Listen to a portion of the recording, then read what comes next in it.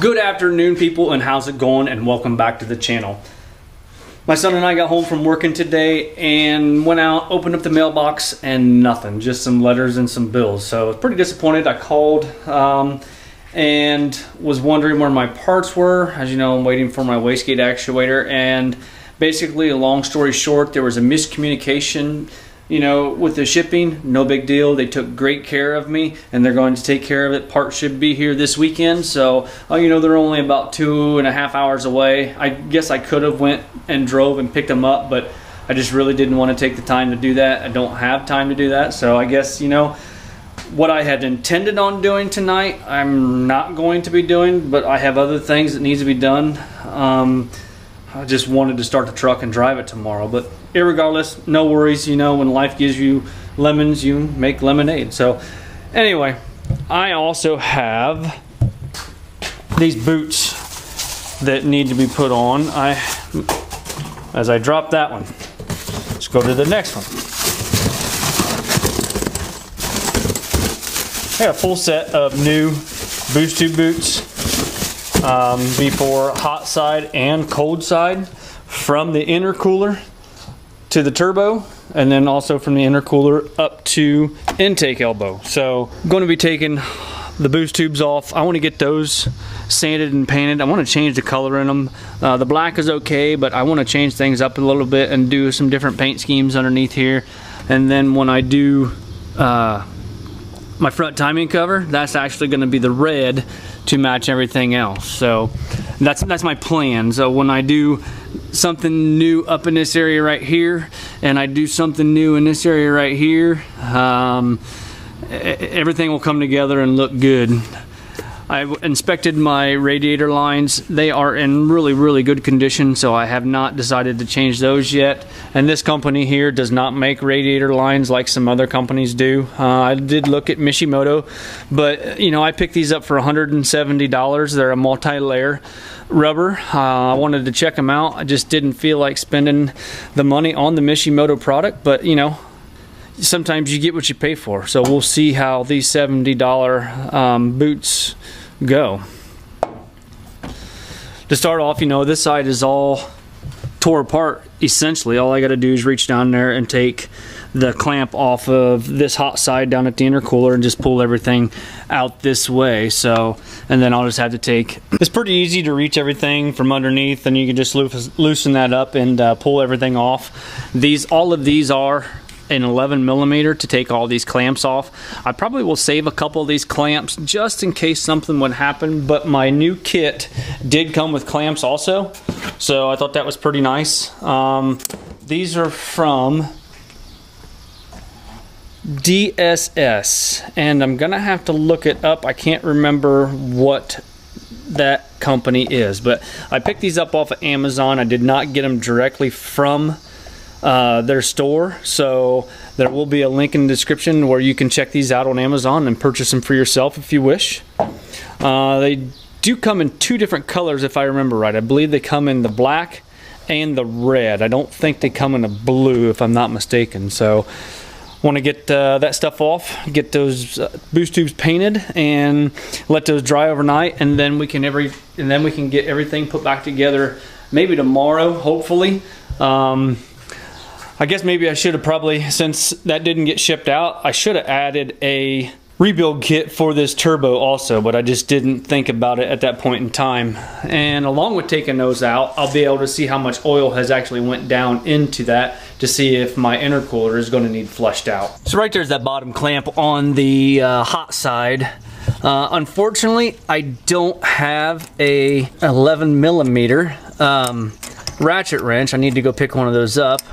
I go from 10 to 12, so I'm stuck doing it this way, and I can't get a ratchet on there because of the radiators in the way, so I have to do the hard way and do it just about a half to 3/4 turn at a time with just a regular wrench, which I guess is fine. This is the way we'd done things back in the day before all the fancy ratchet wrenches and ratchets and everything else, so it was just a wrench and that's it.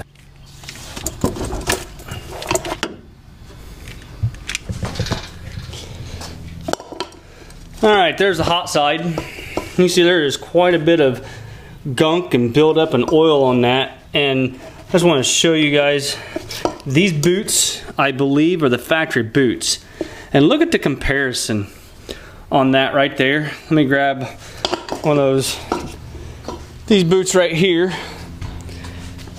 and you can see the difference between the two boots, how flimsy that is and how nice and stiff that is.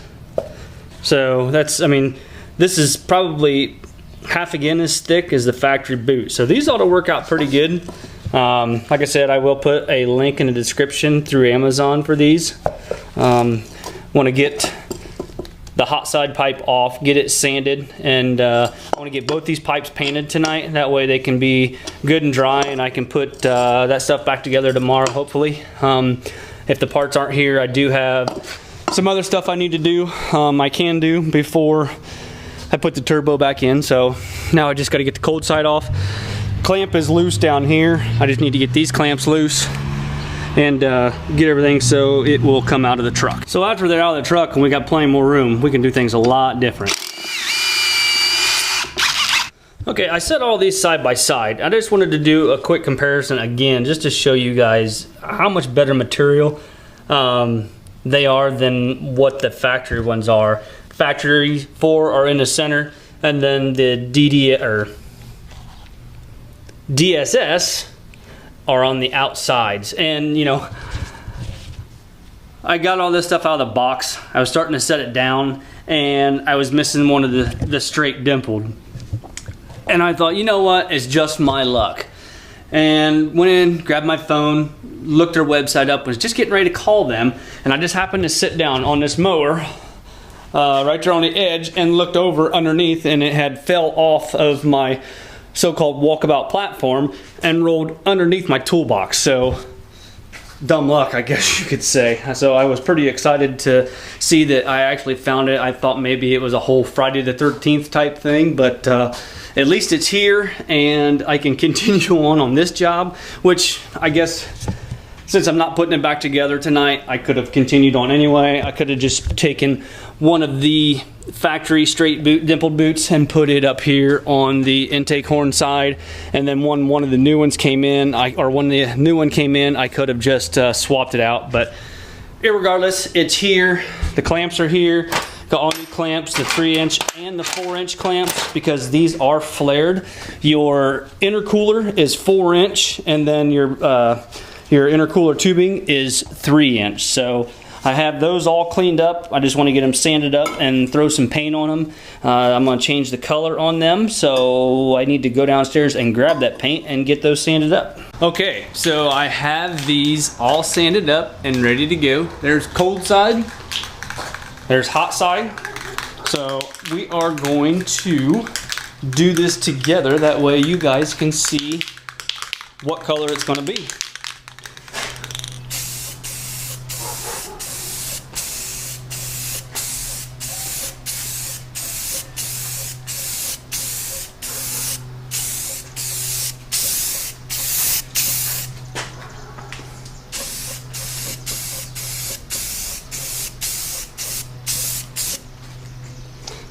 So I'm going with a primer gray color.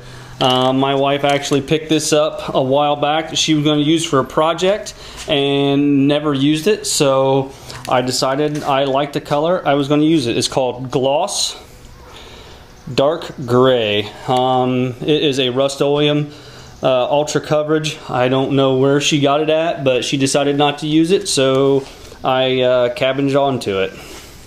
So I want to get these painted and get everything ready so I can put this all back together tomorrow after these boost tubes are dry. I got the first coat on both of them, on the cold side, and also the first coat is on the hot side. I think it's going to look pretty good in there. I just wanted to go with just something just a little bit different, just to kind of bring all the colors together. I mean, I got a whole lot of black going on, and I got my red going on. I got a couple different colors of black going on, so I just wanted something different to bring just a little bit more color to the engine compartment of the truck. So also, there was no oil down inside this the hot charge pipe, so that means there's no oil within my intercooler, so I don't need to get it flushed out or anything. So amen to that. or yay me, rather. Sorry. I crack myself up sometimes. Anyway, so just was excited to see there was no oil in there, and I really wish I could be able to put in some aluminum boost tubes, because aluminum dissipates heat. Like I was saying, that's why your intercooler is made of aluminum. You know, as it comes through your hot side, it goes through and goes into your intake elbow, and then by the time it gets across, it's cold. That aluminum, it dissipates heat so well. That's why your radiators, a lot of those, the newer ones, are your center section, your core is aluminum. They used to make radiators out of brass and copper, if I'm not mistaken, but anymore everything is aluminum, and then they have plastic tanks just crimped on the sides with gaskets. All of this, between the AC condenser, the intercooler, and then radiator, that's all aluminum. I don't have a transmission cooler because my truck's a standard transmission, so I don't have that to contend with. So anyway, I've got 2 good coats of paint on the tubes.